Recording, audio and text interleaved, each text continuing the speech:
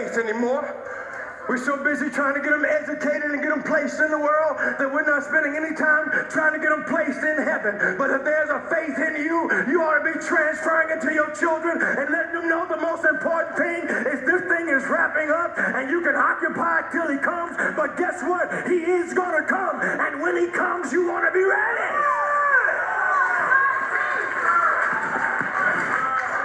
The old folk used to remind us that Jesus is coming back.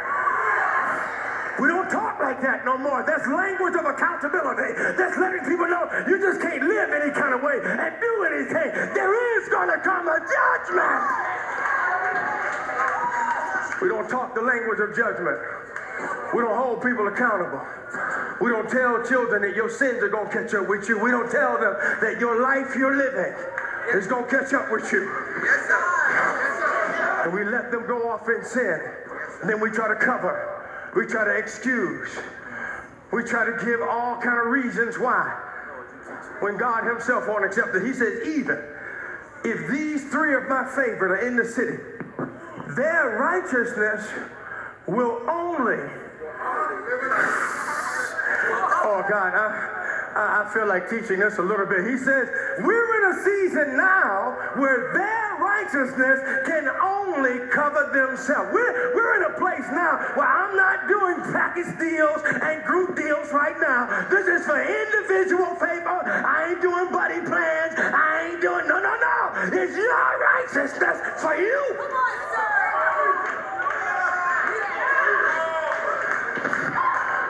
Trying to give you prophetically, you better be teaching your children. Say, baby, mama can't help you now. It's too much sin in here. Mama's got to do enough to keep her own head straight. It's too much going on. You better know Jesus for yourself. You hear me?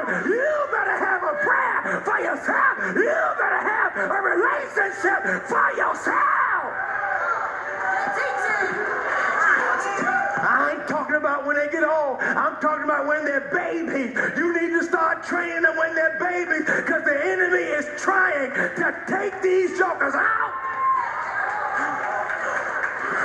No matter what Job prayed, no matter what Job did, the enemy took them out. That house, a strong wind came and flattened his whole family. So even though he prayed to cover them, they still became responsible for their own actions. I feel like teaching. They hit a tipping point. Too much drinking, too much partying. This is my 11 o'clock word. Too much hanging out, going too far, even when you know better. Come on, man. When enough is enough, you still want more. At a certain point, you're going to be responsible. And so he says, even if these were present. Now he gives 4 forms of judgment. He gives sword, he gives pestilence, he gives wild beasts, and in a moment I want to talk about that wild beast. He gives famine, he gives disease, he gives war, he gives hunger, and he gives an interesting thing. He gives wild beasts.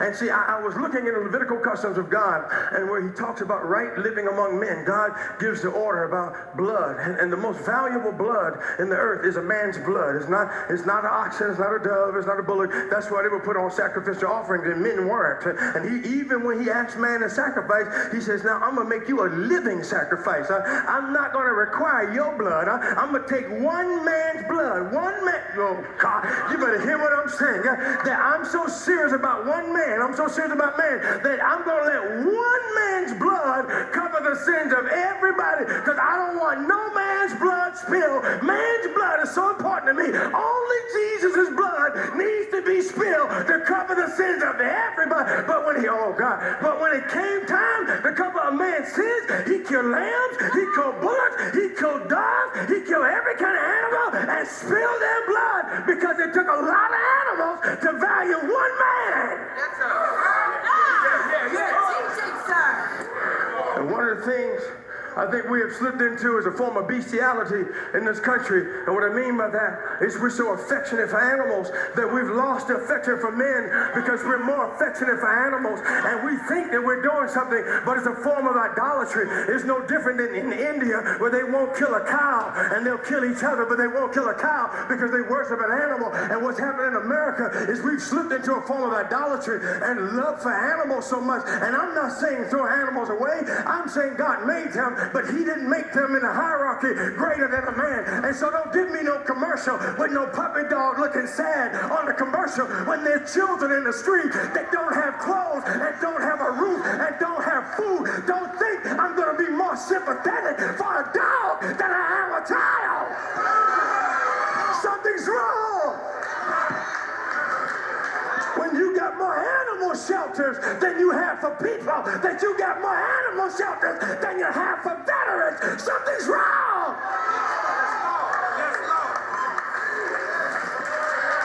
And you can't tell the people who are these passionate animal lovers that there is something unrighteous about your heart if you feel that way about an animal and not a human. Oh, I'm convinced with the isms of America and the racism and everything, that there are some people of other races who really do regard their animals more than they do people of other races. I am convinced that there are some people who would help a dog before they help a human. I am convinced.